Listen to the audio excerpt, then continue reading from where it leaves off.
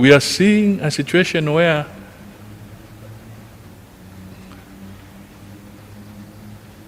somebody is disowning their own boss. If this is not serious, if this is what we call governance, I do not understand governance anymore.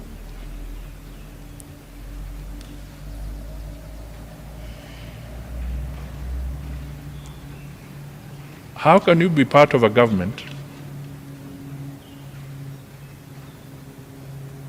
We are reeling from the impact of debt from that government. We are seeing higher figures of poverty.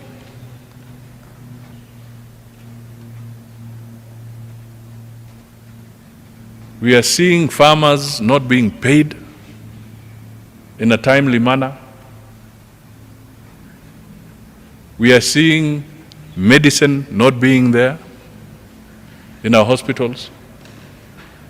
We are seeing county governments not receiving their money and they cannot pay their salaries, and even essential staff are not being paid.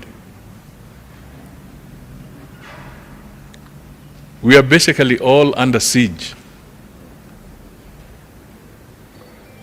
But surprisingly, now we see a scenario where the deputy president is telling the president, sorry, I'm not part of it.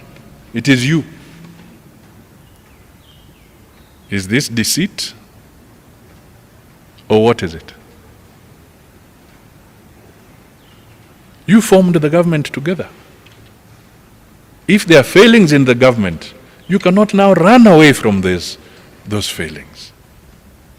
When the president calls the cabinet and decisions are made about what is allocated to which ministry, he is there.